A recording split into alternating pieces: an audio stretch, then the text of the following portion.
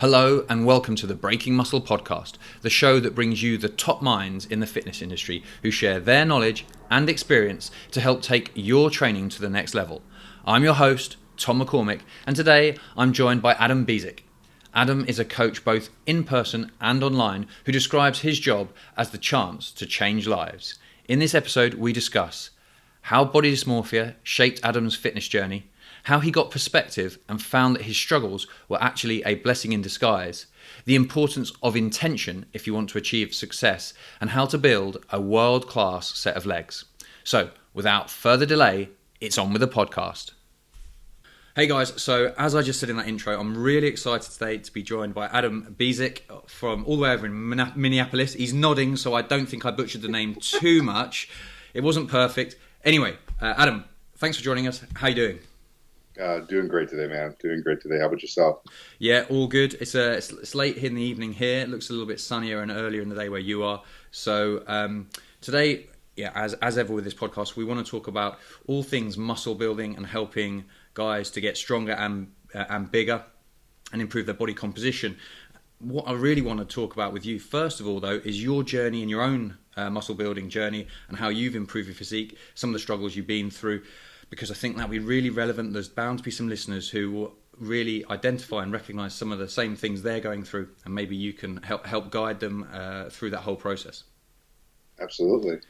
So take me back to when you first started. What got you training? What was the thing that got you in the gym, motivated you to train?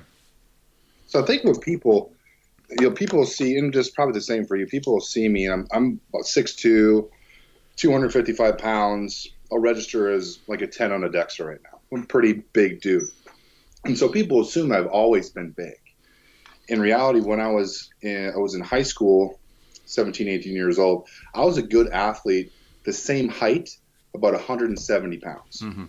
We're talking about a pretty big disparity in weight there. Yeah. And at that time, I was an okay athlete. I was a football player, American football player, and a track athlete, actually a high hurdler. Mm-hmm. So I was already a decent athlete. I was a conference champion, pretty accomplished athlete, but kind of a skinny fat 175. And I wanted to be a collegiate track athlete. I really fell in love with everything that had to do with how to make myself better as an athlete. And so I originally went to college, or what you might call university, yeah, right, for track. And really fell in love with learning about everything to do with diet and exercise as it pertains to, obviously performance. But then I started to see that I looked better because of it. And I would be lying if I didn't say there was a little bit of that kind of body dysmorphia component that came into that. Went through a big breakup with a girlfriend at the time. And for me, and this might touch on the psychological component for a lot of people, it was something that I could control. Mm-hmm. Right? And so controlling my diet, and I was overboard, right? To the point where, I stopped doing track because I fell so in love with the education side.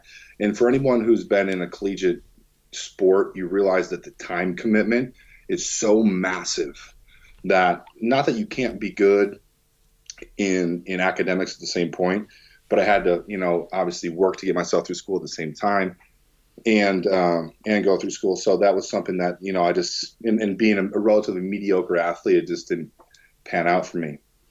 But really got into that side of things over time, almost, narcissistic, absolutely, neurotic, absolutely with it. And by the time I was a senior in college, obviously you've used a DEXA scan, right? Mm-hmm. Yeah.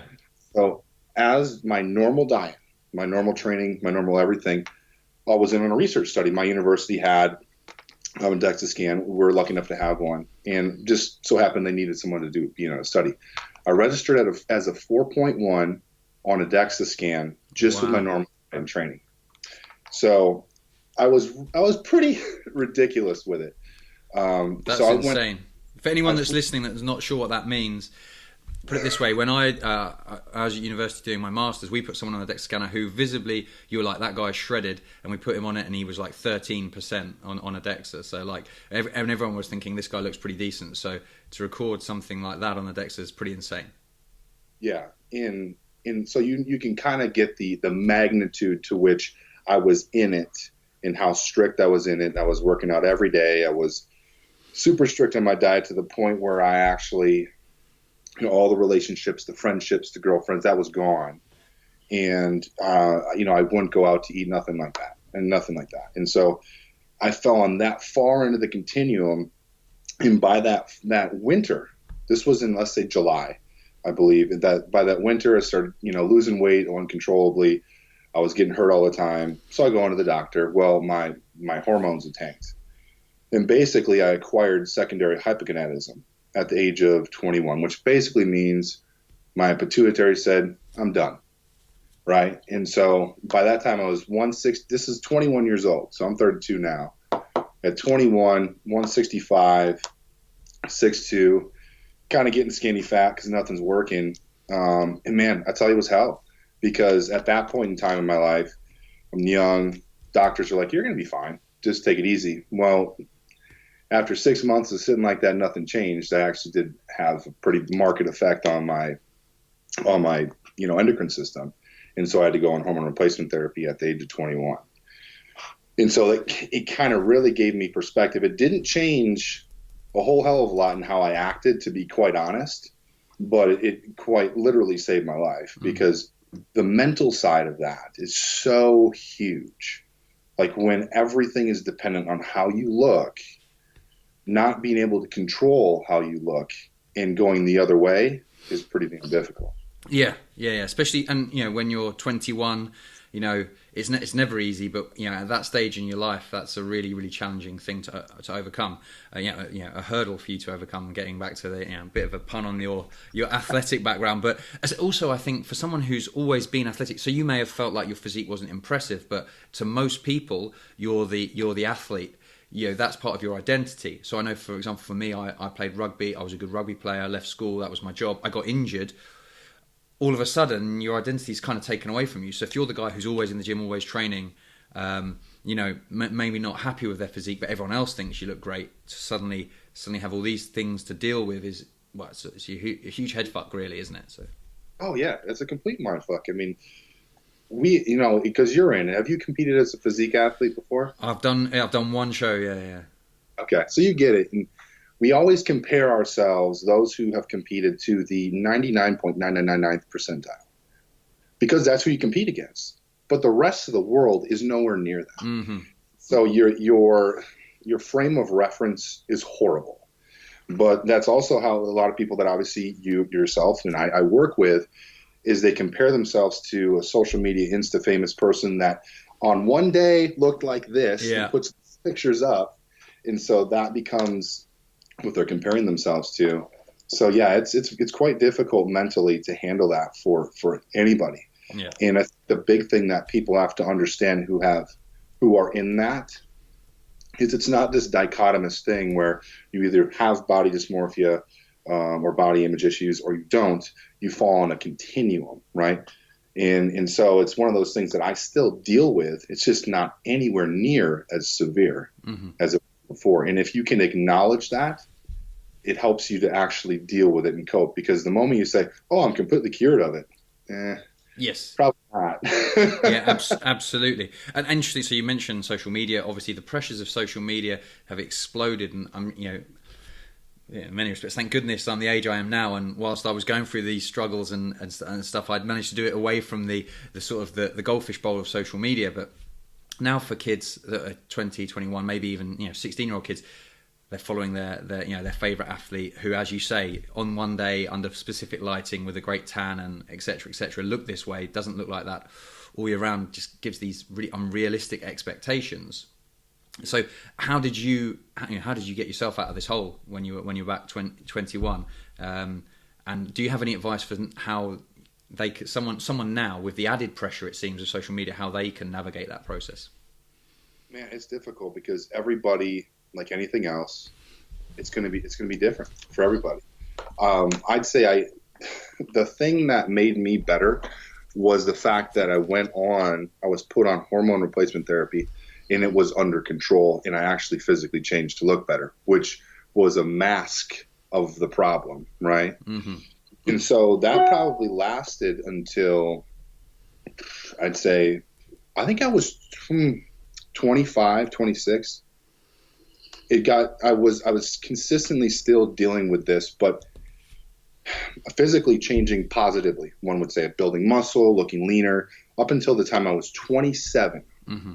When I was 27, I thought it would be a great idea to throw like 420 on the bench press, drop down into it. Felt great that day, pushing back up, and it felt like the thickest Velcro you've ever heard was pulled apart. Oh. And my left pec was just completely ruptured off my arm.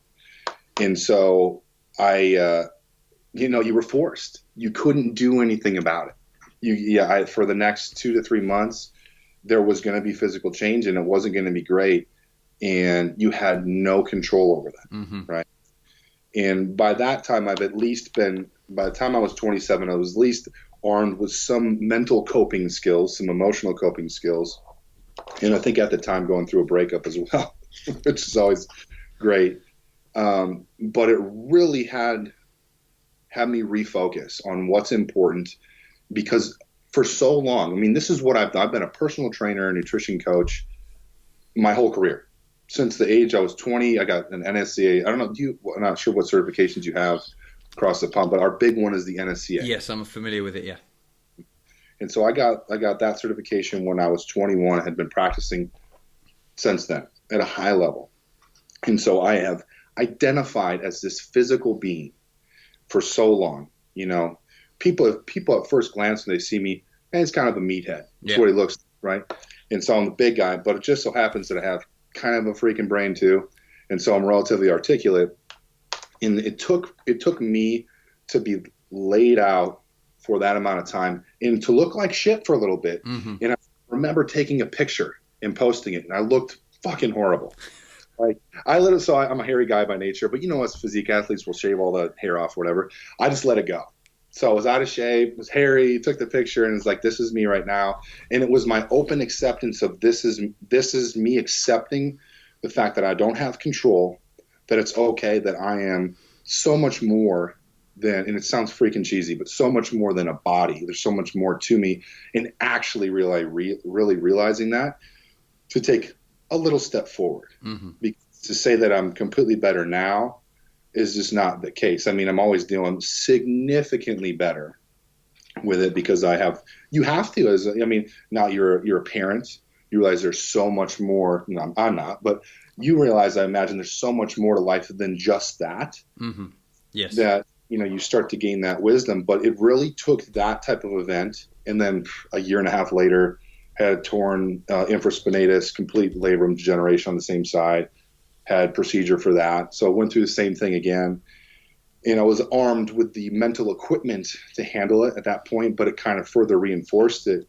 And so it took me having to deal with not looking the way I wanted to for a span of time and having zero control over it, and finding myself outside of my physical entity to really understand that. And so it's hard to give advice for somebody who might be dealing with it, who has complete control, because that person's not going to just stop and look like shit for a while voluntarily, And I think sometimes in life it takes something of that magnitude to help you realize what's really important. So it's tough. I mean, it's tough if you're someone who's struggling with body image issues and you can control things, it's going to be tough for you to change, because you're not going to change voluntarily unless life makes you. Yes. Yeah. I really understand what you're talking about. I mean, you basically had a catastrophic event, injury, and that forced your hand. And my equivalent would be when I was playing rugby, I did a complete eversion of my lower leg. So ruptured all 4 ligaments in my knee in one go. Career's done. Which obviously wasn't much fun. But the point is, because it forced my hand, I'd lost the enjoyment for playing. It took that decision away, and then I was basically on the sofa for 3 months. And funny enough, I got really, really lean, but I also got very skinny because I just basically didn't eat and didn't do anything. But I had a 6-pack, and then which I remember drove my sister nuts because she's like, because I'm always skinny, like, and she's like, oh, like for her, as far as she's concerned, it'd be amazing if she could just sit on the sofa and lose weight. Whereas it was, like, in theory, it was my worst nightmare. However, because it, as you say, control's a huge thing. Because I had to make my peace with the fact that I cannot do anything about this. It actually ended up being a really, really powerful experience and learning lesson. And I suppose in some respects, time is just the best healer. And as you mature and you have to sit there with a cast on your leg, doing nothing but playing PlayStation for 12 weeks. You've got plenty of time to think. So maybe I did a lot of growing up in those 12 weeks that I wouldn't otherwise have had to do. So basically, we're not advising you go out and get a terrible injury. Don't put 420 on the bench, and even if your 1 rep max is 160, and see what happens. So I suppose the point is you have to realize though that this is an evolution, and people have to give themselves time and credit themselves with I don't have the answers now. I'm not dealing with it now, but in time I will develop those coping mechanisms, etc. Yeah. Yeah. Okay. Yeah, it's a tough one. But I mean, I think for a lot of people listening, it's great to know that they're not doing this alone. Because the other thing, my hang-ups when I was growing up, you feel like you're the only one suffering with this, which is obviously ridiculous. Everyone has their own issues, and a lot of people they're intimidated by going to the gym now, and they're worried about what everyone else is thinking. But what they don't realise is everyone else is worried about what everyone else is thinking, and we're all in this vicious cycle. So I think the first thing is kind of accepting that you're not perfect and that you're just trying to get better is probably the best thing to start from, and then how you go on that path from there is, as you say, going to be different from person to person. Mm-hmm. Oh yeah. So anyway, so the good news is that as you say, you whilst not cured as it were, doing a whole lot better. You're 255 at 6'2" lean, which is basically huge, and as you say, you're going to stand out in a crowd. So let's now transition a little bit to what you've done to take yourself from that 165 pound 21-year-old up to, was it 255 now? Yeah, that's what I said. 255. So training wise, you were naturally skinny. Did you find that actually you responded really well to training? You were just, so perhaps sometimes I call it like genetics don't determine trainability. So you may be someone who doesn't look like much, but as soon as you lift the weight, you actually get a great response. Was that you, or did you have to delve deeper into researching what's going to get this done? The thing about it is that the perspective that I have is always different, because growing up in lifting, I think I started lifting, and I played American football. And so, we usually start lifting weights anywhere from 14 to 15 years old, quite haphazardly. Mm-hmm. I mean, you look at any college weight or any high school weight room in the United States, and they're probably not doing too great in terms of form and execution and really giving a shit, right? It took until really I was probably 19 years old to be intentional with weight training. I'm 32 now, so probably was it 13 years. And I've always loved training. I've always had just extreme passion and love for how you can cause a physical manifestation, a physical adaptation through doing something. And it's never been a chore for me. And I would be lying if I said I wasn't a little bit masochistic, and that stems from some childhood stuff where it's a completely different issue, where I'll actually be harder. I take it out in the, when people say I take it out in the weight room, mm-hmm. I take it out on myself in the weight room. And you wouldn't know how mean of a motherfucker I am to myself in the gym based upon how nice of a guy I am to everybody else. Yeah. I take it all on myself in the gym. And so people always ask me, how do you get your legs so big? Can I do that? What's the timeline? I tell most of the people, probably not. You probably won't. I don't think you realize how big I actually am and what it took to get there, in the amount of effort and intensity. I mean, I have weight trained on average at least 6 days a week for the last 13 years. Mm-hmm. I haven't taken breaks. I should have, for sure. Again, we're not Disclaimer, we're not advising you do that. It's I would be way ahead of the game now. I've made so many mistakes over the last 13 years of weight training, so many mistakes, but I've had a lot of success. But it took me making those mistakes to get where I'm at now today. But there was a phase in my life between 19 and 25 where I hung out at about 200 pounds at 6'2", because I was so stuck on being like Photoshop lean, cover model lean all the time. If you're talking DEXA, I was probably consistently 7% all the time, which is pretty freaking lean. But you also know that if you try to stay 7% all the time, if you try to have a ripped six-pack with veins out everywhere, you're not going to gain weight. You're not going to put a whole hell of a lot of muscle on. So what it took for me was being okay, which with someone with a messed up mind when it comes to body image, being okay with being a little fatter for a little while is not easy. But here, I'm not sure what like the climate is there, what your weather changes, but we have some brutal long winters. It just rains and it's grey here. That's how it goes. That sounds horrible. No, we get like this it's cold, it's 0 or negative degrees, there's a ton of snow. Nobody shirts off for 6 months of the year. And so it's a little easier to put a little butter on for that amount of time. And so I would gradually went up from 200 to 225. And this was not a linear process. It was, bulk cut, if you want to say, put it in those terms that people would understand. And up to 220, back down a little bit, up to 240, back down a little bit, up to 250, back down a little bit. And every incremental jump like that was extremely uncomfortable. Like, you hear guys, well, I put a little bit of weight on and I just feel fat. I get fat. No, it's uncomfortable. It's really freaking uncomfortable. I bend over, can't tie my shoes. It's probably not at a certain point in time when you push the level of muscle mass that a lot of guys want to acquire. You have to understand it's not that it's not healthy, but it's not normal. Right? All the guys in my family are 6 foot, 170, 180 pounds. I am a giant human compared to them. So it's not normal. Because in weight training, the way that you and I do, that most of the people that are listening train, is not normal for humans. We're not meant to squat this way. We're not meant to do this to build muscle the way we are. Sure, we have the genetic, machinery to make that happen, but in nature, we're not meant to do this. This is not a normal thing. So, people talk about enhanced athletes or natural athletes.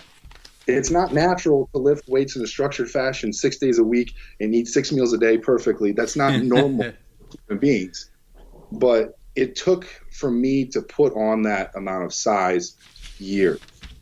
And the amount of conviction and priority that I had with my diet and exercise regimen is not normal for the average person.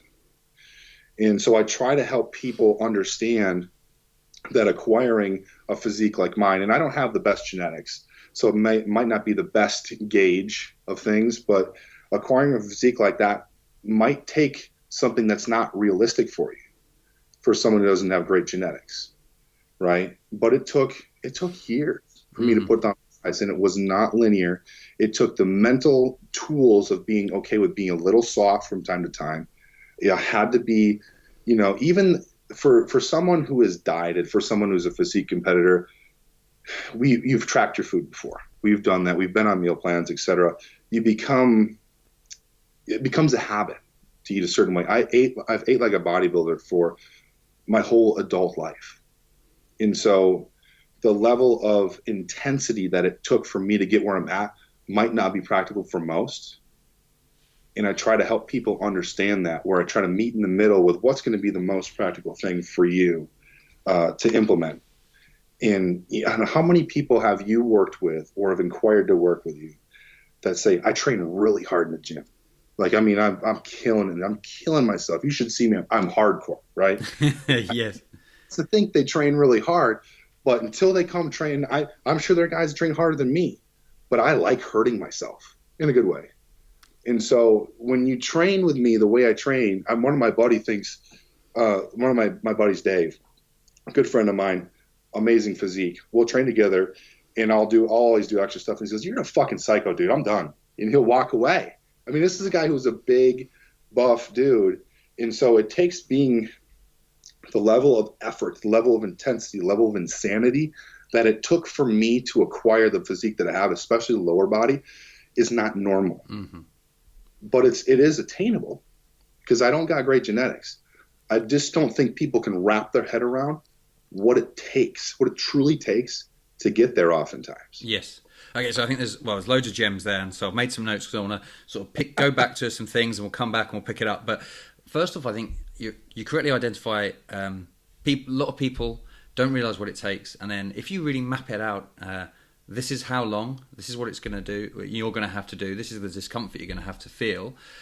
There's not that many people that are prepared to go to that level, and as you say, some people might be able to go 70% of that way, and their results will reflect that. Yeah, and they'll maybe find there's a trade-off with the effort they're prepared to put in and the look they're happy to achieve.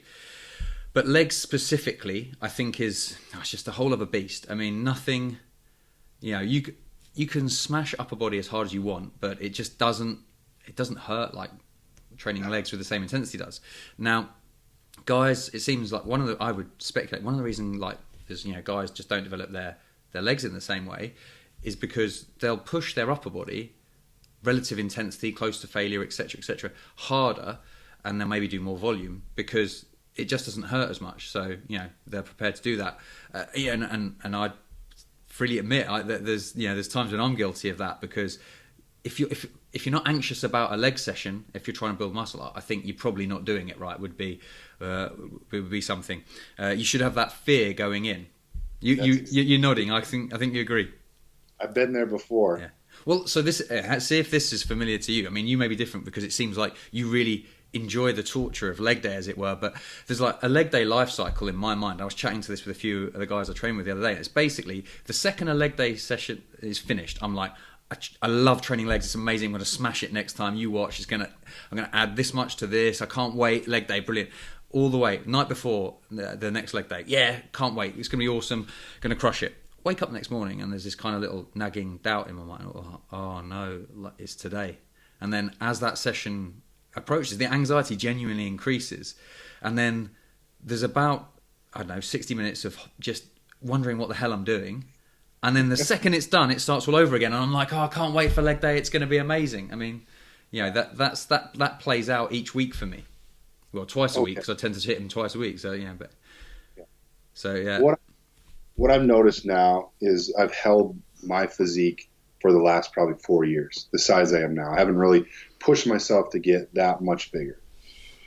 And so I don't have to do as much now, which is the cool thing and gives people kind of hope. This is anecdotal, so I can't speak for everyone. I know John Meadows is an old coach of mine, can speak to it too. He's kind of had this same narrative of once you get to a certain physique, you put on a certain amount of muscle, the level of effort it seems that you had to put yourself through to get there is not the level of effort that you have to keep it.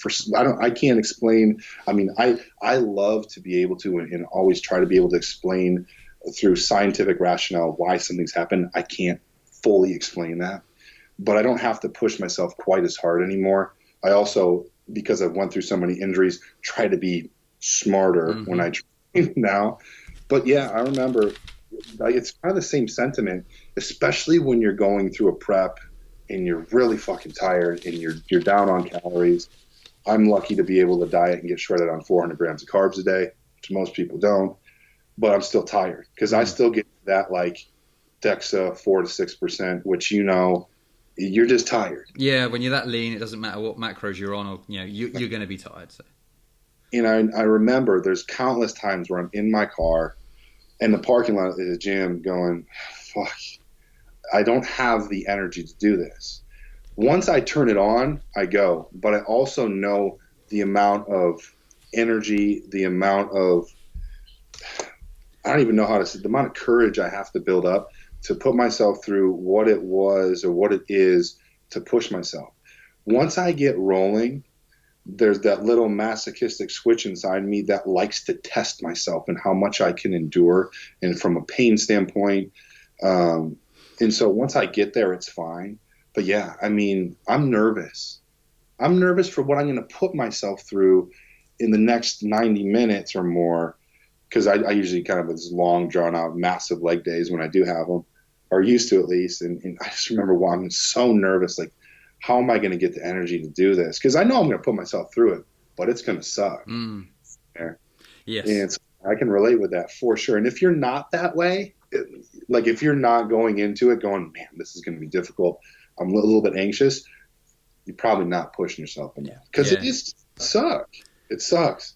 I 100% agree. In fact, the other way I put it is if you look forward to leg day, you're either doing it wrong or you're crazy, and it's one of those two things. And it seems like you might have a bit of the crazy going on as well. So quickly, you talked about that maintenance thing. That's 100% true, and I think it's true of being able to make, once you've built muscle and held that kind of weight for a while, it's definitely a lot easier to maintain. But one of the examples I can give when you were telling that story sort of reminded me with working with a client who wanted to get really, really lean. And then was obviously having to be on a relatively restrictive diet to achieve that. He'd never been lean in his life before. He was a city worker, didn't have a great athletic background, so it took a lot of discipline. And then he was also aware of how relative to him I was very lean, and I was able to eat certain other foods that weren't really part of his lifestyle currently. And he's like, I just want to be there. Like, how do I get there? And I was like, okay, well, get lean, stay lean for a while, and then the magic will happen, and you'll be able to have a bit more flexibility. Whether it's a set point theory or whatever, your body, once it's established at a place, will fight relatively hard to maintain that, and it seems to work both ways. So I gave him the whole spiel about, look, you're going to have to suffer now to enjoy that later. And I suppose it's the same thing for guys that want to be able to hold 200, 210, 220, whatever pounds, for years on end, with maybe not insane training volumes, will get there and own that weight for a while. Your body doesn't want to change. So it speaks to both. If you want to put on muscle, you have to force it to put on muscle for most guys. And everyone knows the guy. And I'm sure you've had clients and friends that they eat like shit and they train kind of, and they look amazing. And they don't ever push themselves. Like, man, if you just did half of what I did, you'd be. But that's only one out of 100 people, one out of how many people. And so for most guys that want to put on muscle tissue, for anybody who wants to put on muscle, it's not, you are forcing your body to gain tissue that's inefficient, so to speak. Yes. Right? Metabolically. Yeah, absolutely. It doesn't necessarily want to, right? And so you have to force it, and it takes so much time. And so if you don't love doing it, it's going to be real hard for you to put on muscle. Mm-hmm. You have to love the process, because, like I said earlier, I've been in the gym lifting weights at least 6 days a week for 13, probably even honestly more, 13 years for sure. That's a long time. Mm-hmm. And that's a lot of consistency. And that's a lot of pushing yourself. Yeah. You think about all those hours you've logged, at your craft, those hours add up. Mm-hmm. All right, so there's a couple of points. I've made notes because I want to address some other things you discussed. But let's swing it back. So number one, first thing I made a little note of was you talked about intentional.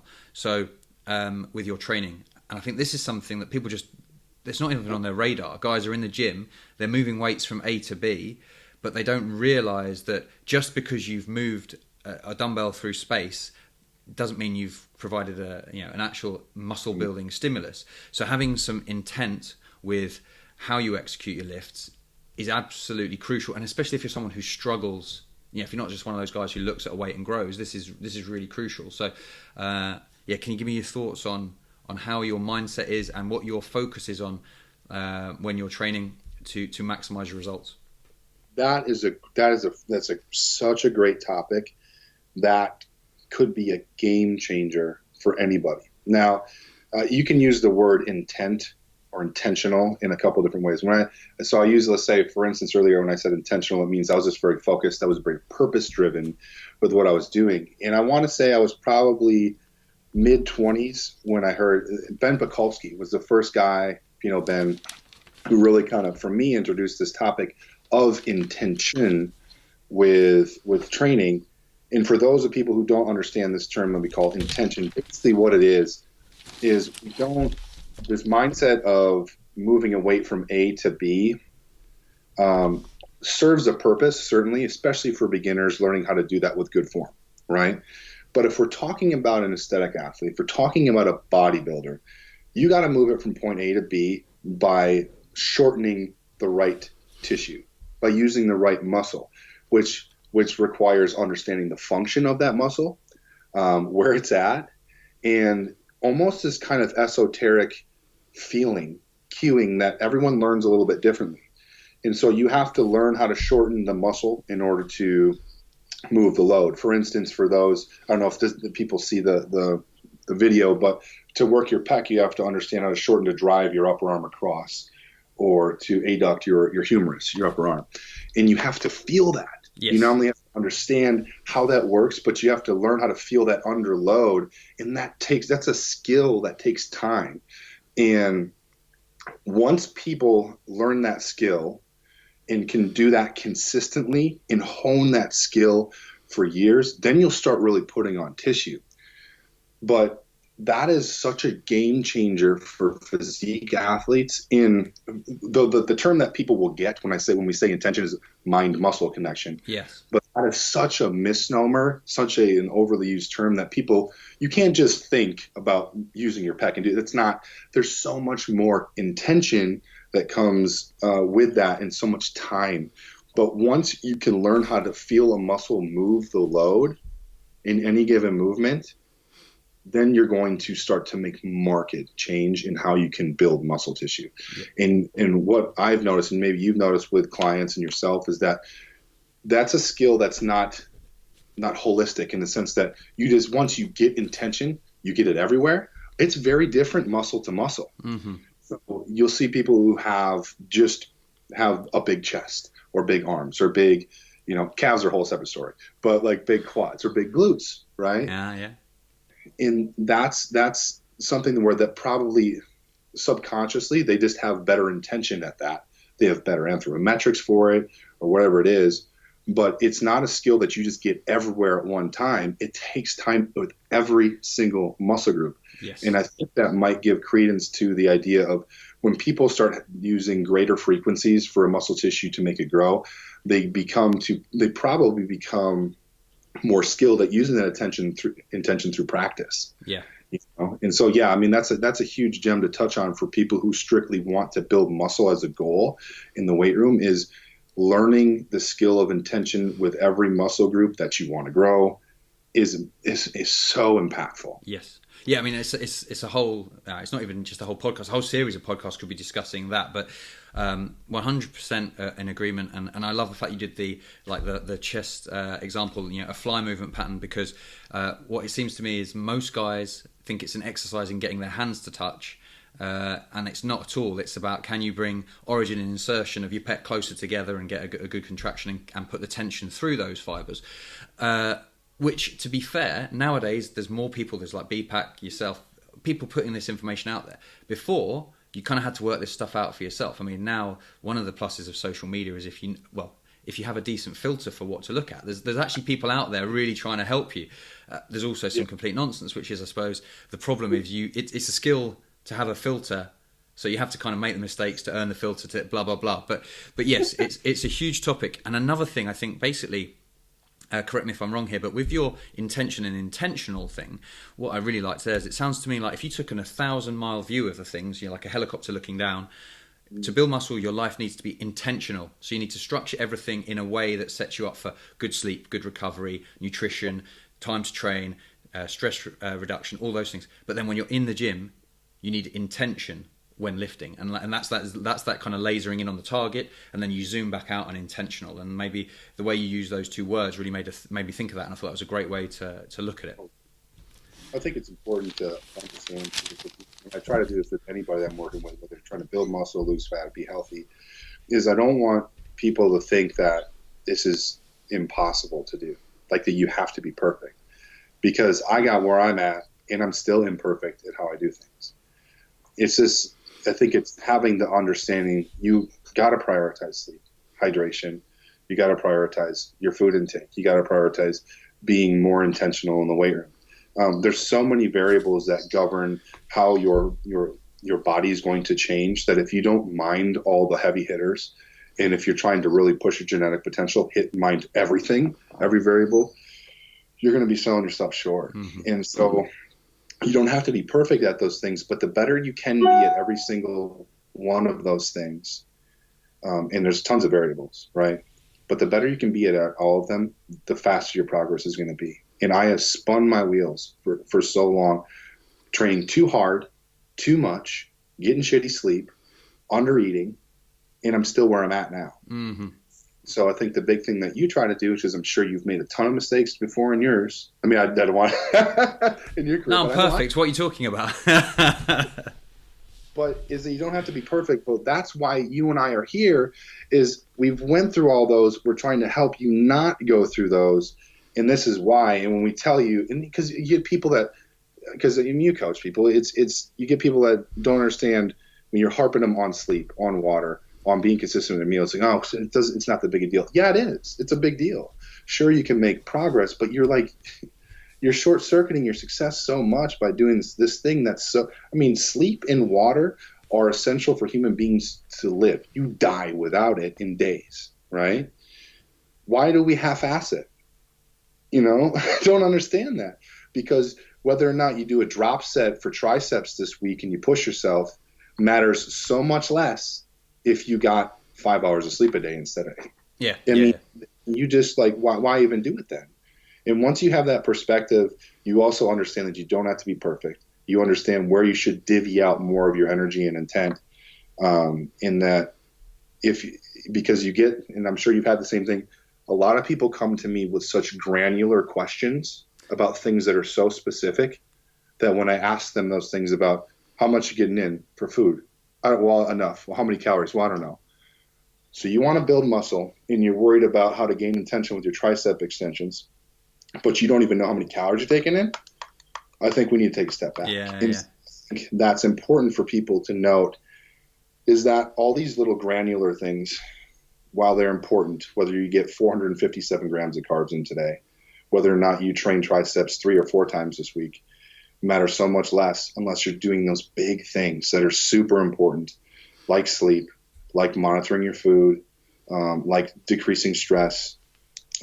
Those things are so important that if you don't mind them and at least consistent with them, it matters so much less. And I look back at my career in weight training, and I made so many mistakes by trying to push myself way too much in the gym, by under eating, by trying to stay leaner, trying to have a six-pack all the time, not really paying attention that much to sleep.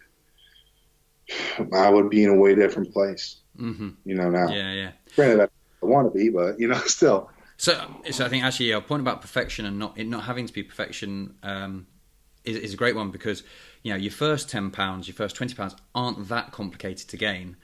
The final 10 pounds, however, that's when you're going to have to close up on perfection nearer then to make those gains. And I as you've identified there, you've made plenty of mistakes, and I've basically never made a mistake in my life. I'm perfect, but so I've made probably all of them and some. But I still actually, in the first few years of training, that's when you're doing your growing. And so not to panic if you don't understand all of these concepts about how, building that mind-muscle connection and intent and all of these things. If you're in there consistently working hard, you'll be making progress. But let's take that to the next level and accelerate your progress by layering on those next levels. And I think the other thing, probably from what you were saying, is people seem to get hung up on protocols and forget principles, and that there's a hierarchy of needs. And so if we get those principles in place, then you can worry about some cool protocols. But essentially, those protocols are worthless unless you have those big fundamental principles of both training and nutrition and recovery, all of those things in place. So I think that's a crucial element for people to understand.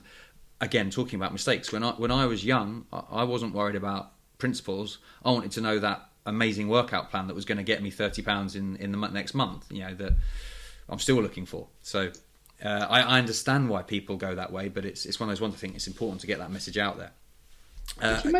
Did you just make that up on the fly, the protocols and principles thing? Oh no, that's a little catchphrase of mine. I love that one.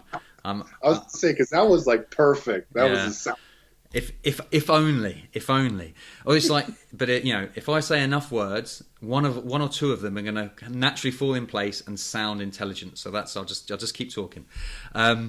So another point you've mentioned a couple of times, and this is with the guys I work with, they're really important because they're naturally skinny guys, and they're probably very proud of their six pack because it's one of the things they've always had. But is being lean year round is probably one of the best ways to guarantee you don't build any significant muscle. Trying to always stay shredded is going to hold you back. And so another thing I tell people is sometimes you have to look worse in the short term to look better in the long term. And that's obviously something that you had to do, and presumably wasn't an easy process. You didn't just wake up one day and go, oh, you know what, I'm prepared to get a bit sloppy here. It's all going to be worthwhile in the end.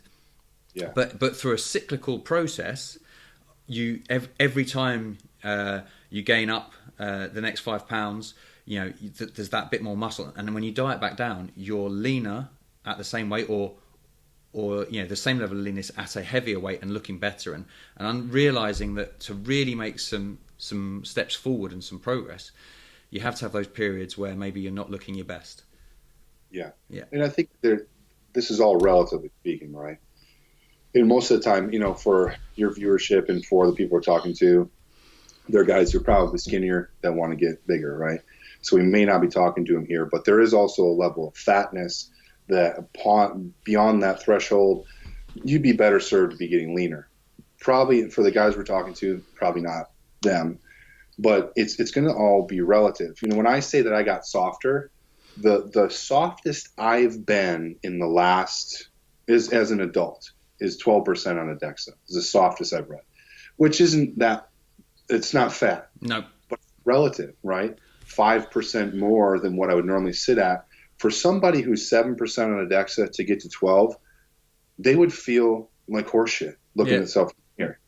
To the general public, it looks pretty damn good. Mm-hmm. Yeah. So it's important to know that this is a relative term. Getting soft is relative to where you sit.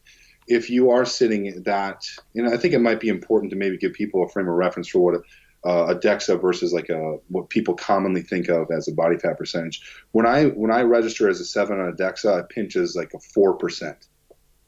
When I'm a 4% on a DEXA, I'm a 1 or 2% pinch. Mm-hmm. So you might understand pinching more than DEXA. Yes, absolutely. So a pinch of maybe like 10%, right? I think, sorry to interrupt there, the big take home for everyone listening is we're never going to have a DEXA because it's miserable when you find out what a DEXA tells you. Oh yeah, isn't that crazy? I have clients that when I warn them every time they go in, I'm like, just let you know it's going to say something that you don't like. Yeah, but frame of reference is not right. Yeah. Well, everyone knows that if you can vaguely see your abs with some good lighting, you're 10%, and then screw DEXA. So it's a miserable number, that DEXA. That's a side topic though. But and again, to your point, you talk about how you have that like 6-month winter basically where the shirt's not coming off. So again, with catchphrases of mine in the UK here, I say if the month ends in ER, it's bulking season, because over here September, December, October, November, December, basically the shirt's not coming off with the weather we have. You could roll that through January through August, to be honest, but sometimes we'll go on holiday somewhere nice, so we might want to see it. But getting people in that mindset, again, it's not about just becoming a fat mess, but it's just having that understanding that there's a bigger picture here at play, and if you want to give yourself that chance to gain some tissue, the scales are going to have to move, and with that, a little bit of fat's going to come along for the ride. The great news, and especially for the guys I work with, is that it's a slow process building muscle, but it's a super fast process, relatively, losing fat. And if you gain a bit, you can get that off in almost no time. Yeah. I think one thing to make this practical and implementable is something that I've heard John Meadows talk about. And what you can get a caliper on Amazon or anywhere, like a plastic caliper for cheap, $15. So this is a way you can implement it, is you pick the fattest part in your body. For me, it tends to be, in a lot of guys, tends to be their abdomen. If you do an umbilical pinch and get a millimeter and just keep tabs on that one area, how many millimeters it gets, that's a good way to keep a barometer on how fat am I? Am I getting too fat? It's going to be a different number for everyone else, or for every single person. It's going to be different, but you can keep track of, what that pinch millimeter size is. Because as you know, I've went through the Poliquin, used to be called Biosignature. Now it's metabolic analytics. I had his course last year, 2 days after he died. Oh, wow. So I'm getting ready for it. We're going to the seminar. He dies 2 days before. Pretty crazy. Yeah, big bombshell. Yeah, I mean, no one saw that coming. I mean, that just, yeah. But going through that, you get a sense for, and you've done pinches before, the equation is such that it's not a direct thing. What's more important for me when I'm pinching somebody is the actual millimeter change in specific areas. Mm-hmm. In the off season, you can pick what is my fattest area, look at a 7 site, go, okay, that area is usually on the fattest, pinch that, and then watch your millimeters grow. Don't let it get to a certain point. Keep tabs on that. That's a good way to practically implement. Am I too fat? I don't even know what a pinch would be off the top of my head, but let's say you gain 5 to 8 millimeters on a pinch. Maybe after 8 millimeters, 10 millimeters, you say, I'm fat enough. Yeah. So that's an excellent practical tip. It's actually one I stole as well from John Meadows. Did you have him as a coach for a while? 2013, yep. Yeah. Okay, so I haven't worked with him as a coach, but he came over to Dublin for a 2-3 day seminar. I attended that, and that was one of his tips, and I was like, that's so simple but so brilliant. So definitely a really, really good tip there. The other thing I think the important point was that, as you say, it's relative to you. So some people, like yourself, naturally stay lean, and your body fat range is going to be lower than someone else, and not getting caught up comparing to others, realizing at what body fat percentage do you perform well, do you feel great, have you got lots of energy, and then when you dip too far either way from that, too lean or too big, you'll feel sluggish and lethargic and these sort of things, and use those biofeedback as well as the skin fold calipers to guide you. And finally, on the whole millimeter thing, I do body fat measures using calipers with in-person clients.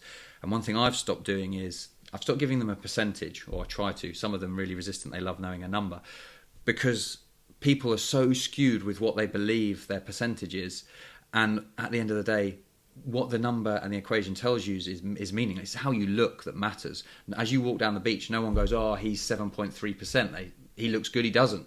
So, as you say, just giving them, right, here's we say you do 10 sites. This is your total millimeters, and then track that. And if that moves in the right direction, that's progress.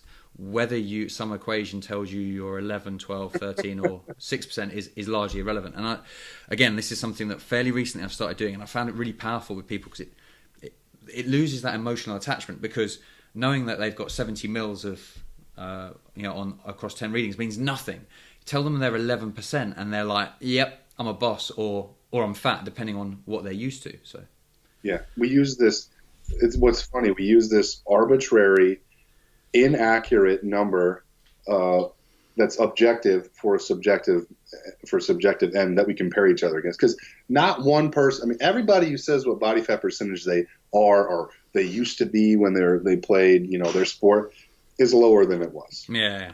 So our frame of reference is so bad with that people don't truly understand what it is. And it's like the bench press. Everyone inflates their numbers. It's a stupid number to use anyways, and it doesn't really tell you something about somebody's whole body strength. But everybody knows what it is and kind of has an idea of what a good weight is, or what a good body fat percentage is. Yeah, and so how much they need to add or subtract, depending on we're talking about bench or body fat, to put them to make them the cool kid. So, right, with your legs and how they've developed, it'd be foolish if we didn't delve a little deeper on those. So and also now that you've mentioned maintaining them is different to what built them. So let's go back a little bit. Give us some insight into how you went about training them to build them, to develop them as they are. So if we start out from a broad perspective, how frequently were you training them? How much volume was going in per week or per session? What sort of exercises? How much variation for exercises? Just like some brushstrokes of your programming, and then maybe that will lead us onto some potential details. Absolutely. I'll touch on the fact that I probably couldn't spit out exact numbers for frequency and volume. Well, no, actually I could. I have logbooks, but I did too much. Mm-hmm. I've done too much. Retrospectively looking at it, I did way too much. We have the data now, and that's the problem with the research. I can tell you minimum effective volume due to the research. I can tell you maximum recoverable volume, but there's so many variables that go into what is going to be right for you, that we have to teach, and I try to teach clients how to auto-regulate day to day, how much we can put the best plan in place. But unless you know how to change it and work with somebody how to change it to best serve you today, it doesn't really matter. For me, I think a lot of people, we talked about intention, we talked about the granular stuff. If you're in the first several years of trying to put on muscle tissue, doing a lunge-based movement, doing a squat movement, doing a hinge movement like a deadlift and an RDL, if you're not freaking amazing at execution on those and getting a requisite level of strength, then there's no need in getting granular and other stuff yet. I'm the guy who tell you absolutely that learning intention and doing all the small granular stuff is going to take you to the next level. But everybody who's done that, who's doing that, who actually looks worth something, has done the big stuff already. And lifting is a skill.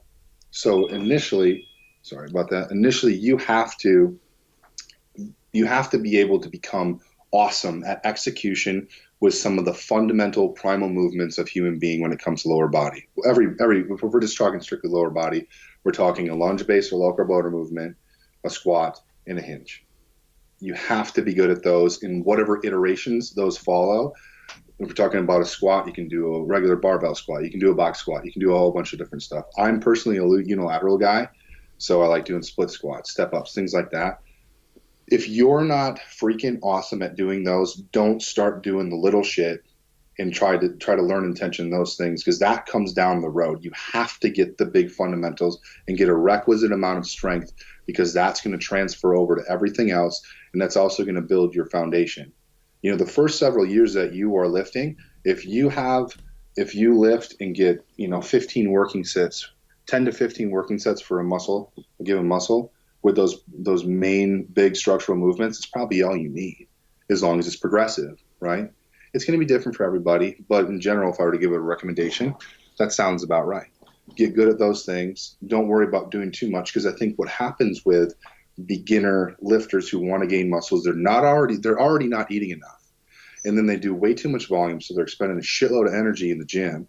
And so now they're in a caloric deficit, and they're eating a lot, like they say. Yeah. But they're not serving themselves with a stimulus that's progressive with the requisite amount of calories, right? And so for me, I was a track athlete. I was a really good track athlete, and I loved getting stronger. I loved getting stronger in those big moves. I remember I was so stupid, man. I used to put 225, and this was like in my early 20s, on the bar and back squat, and do jump squats. Squat and jump in the air. Like, if I try that now, I would roll first thing. But I got really strong. I've been able to do almost 400 pounds as an RDL, like a hip hinge, since the time I was 23 years old. I'm 32. So people ask, how do you get a big ass? Well, I can bend over with almost 600 pounds for reps. It's not fake. It's because I can hinge at the hips really well. And that goes to why are my glutes big? Anthropometrically, with my femur length, my torso length, I tend to bend over at the hip with all the movements that I do, whether it's a squat, a lunge, obviously with an RDL or a deadlift, and I'm really, really good at it. And I've done the basic stuff, and I still do the basic stuff for the last 13 years. Mm-hmm.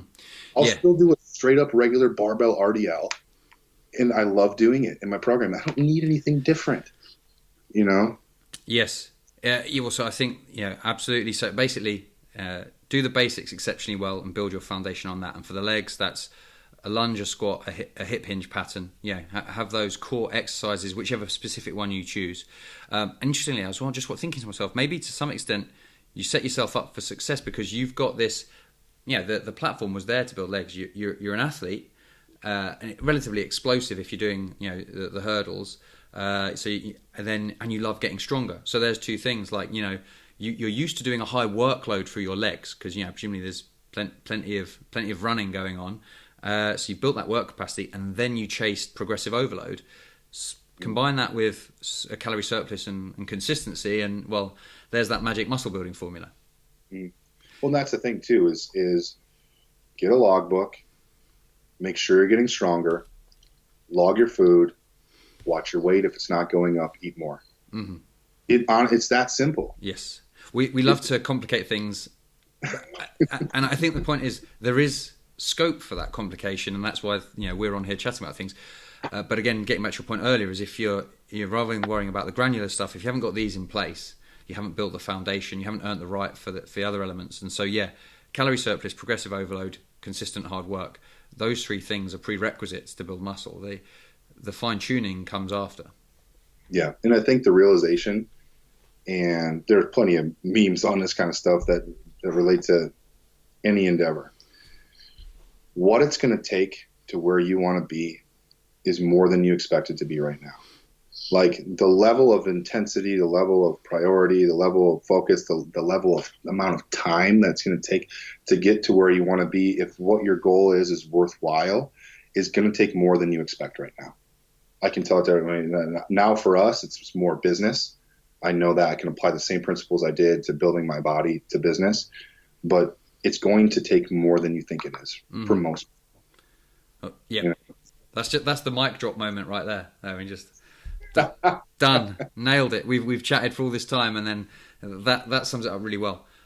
Talking of time, I sold this to you as we'd have a quick chat. It would be over and done. We're flying along. I'm really enjoying it. I think there's some great value for people here.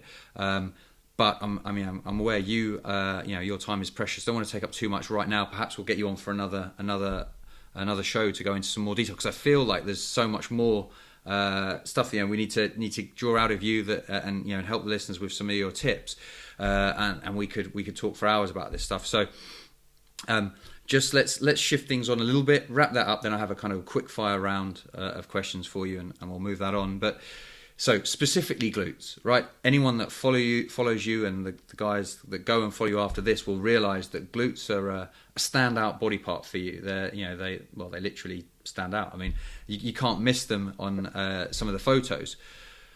So you can RDL a ton of weight. That's a pretty good thing. You've obviously got an athlete's background, and if you look at a lot of sprinters, they have well-developed glutes. What else are you going to like? So, for example, I know you've been over to Brett Contreras, who's this is his thing. What kind of little tidbits or elements have you learned in the last few years that have taken it from decent to great?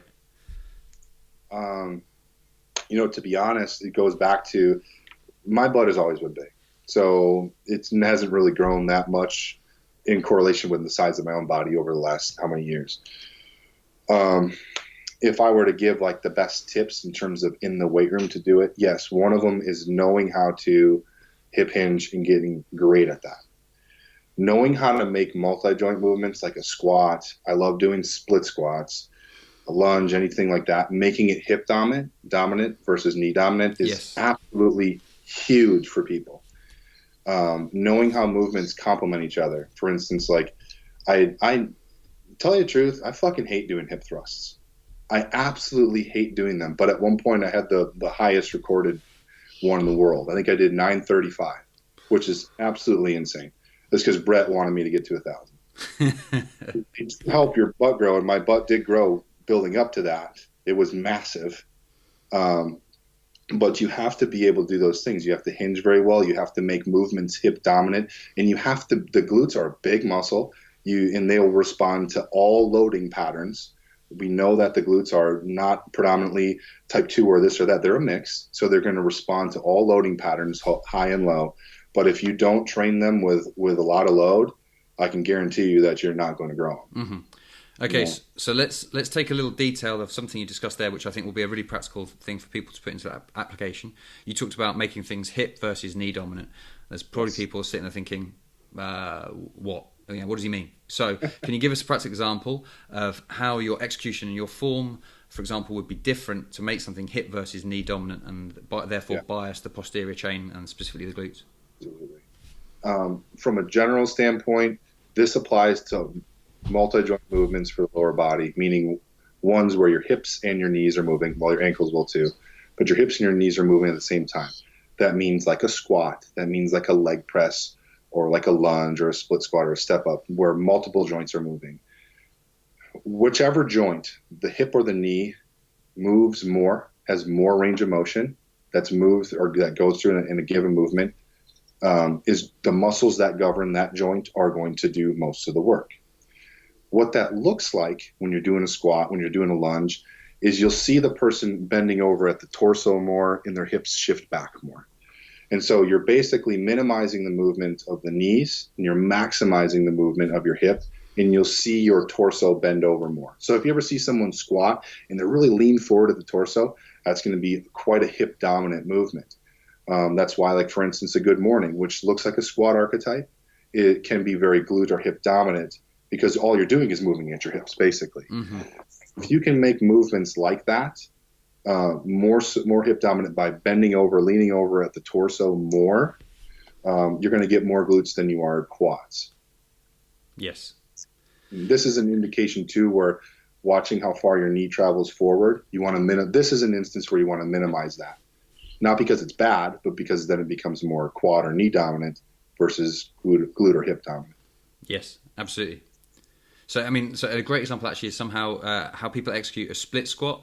Like, not all split squats are created equal. So you can have, say, people on the same program doing the same exercise, but actually they're getting very different response because, person A has quite forward lean in their torso, and you can see there's a little bit of extension through the back to get them out of the deep position. They're using a lot of their hamstrings and glutes to do that work. Someone else, their knees travels forward, almost like as if they're going down an escalator. They're on that 45-degree pattern. They're really pushing to the front knee rather than an up and down. And then all of a sudden, their quads are screaming at them.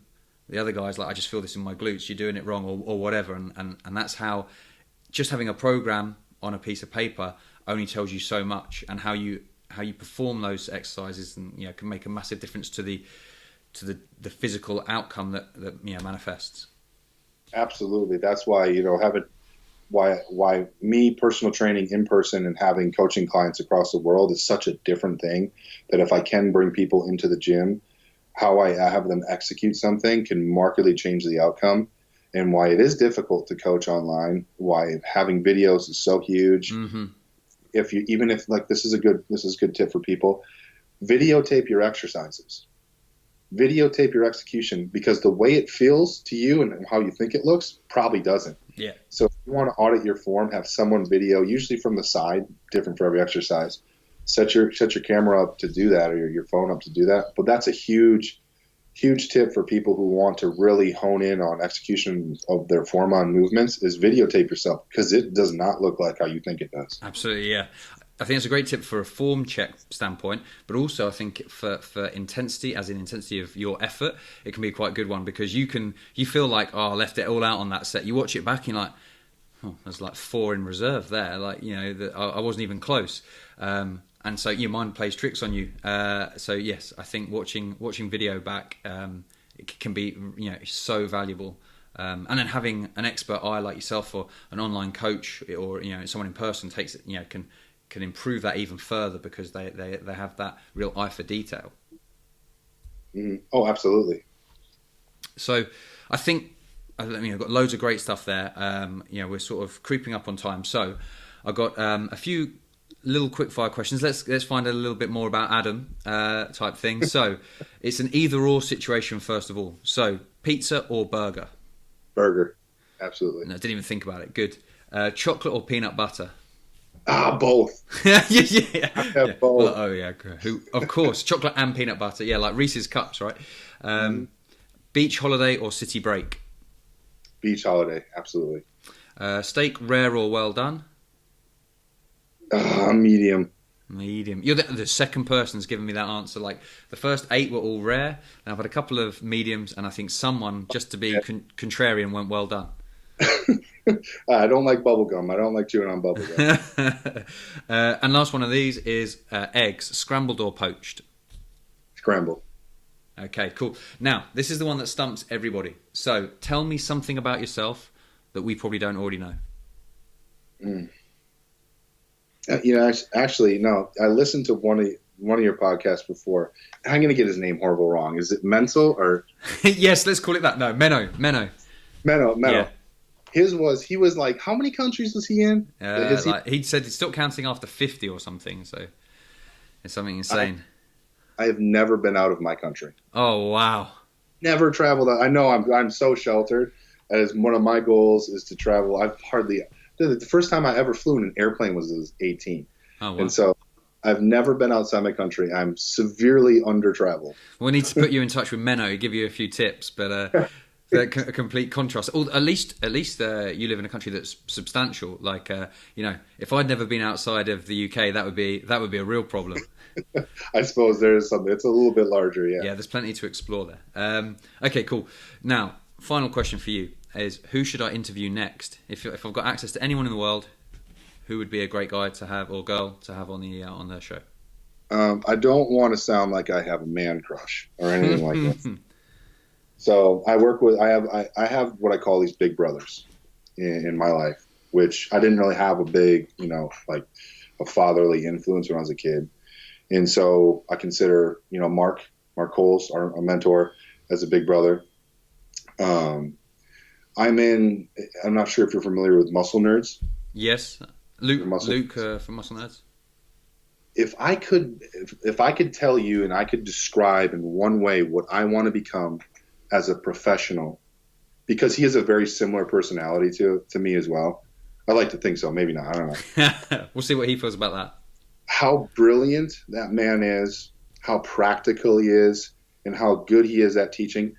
That's what I want to be as a profession. That's my end goal. And so when it comes to somebody who knows about what I do as a professional from coaching, I know what possibly you do. He is this endless resource of information and how to practically apply it to what we want to do. That he's the gold standard for me. Okay. As crushish as that could be, that's the dude you want to talk to. All right, I'll throw an email out his way. I'll name drop you and we'll see if that has a positive or negative influence. We'll find out how he feels about you. Right? He's like, sure, I'll do. Oh, Adam? No way. Not associated with him. He obviously used to teach way back in the day for the Poliquin group, and I don't think any of the courses I did, he was actually one of the instructors on, but I have heard him on a few podcasts, and yeah, I think it's a great shout. He obviously has huge amounts of value to add, so I'll definitely get in touch with him. So thanks for that recommendation. That wraps us up. Now, please take a moment to let everyone know where they can find out more about you, where they can look at pictures of your glutes. Let them know about your coaching service, everything that's available out there to people to get involved in your world, essentially. Well, I mean, everything that I do is Bisek Fit something. So it's just as it's spelled, BESICKFIT. Anywhere you want to find me, it's Bisek Fit. But I'm on Instagram mainly, is where I spend most of my time. I'd like to not spend as much time on it. My website's www.bisekfit.com. There you can find what I do from a coaching service standpoint, which is full diet and training coaching. Anytime you want to contact me, it's bisekfit@gmail.com or DM me on Instagram. I respond to everybody. Excellent. All right, we'll make sure that those details are all in the show notes. So, in that case, it's over and out from me. Adam, enjoy the rest of your day. It's off to bed for me. It's late here. So guys, we'll speak to you soon. That wraps up today's episode. Thank you so much for investing your time with us. We really appreciate it. If you enjoyed what you heard and took value from it, please do me a favour by heading to iTunes right now, subscribing to the show, and leaving a review. Positive reviews, like 5 stars, hint hint, really help the ranking of the show and will help us to spread the word and keep getting top class guests on. Make sure to follow Breaking Muscle on social media and me at Tom McCormick, that's TOMMACCORMICK on Instagram. Bye for now, and I'm looking forward to catching you on the next episode of the Breaking Muscle podcast.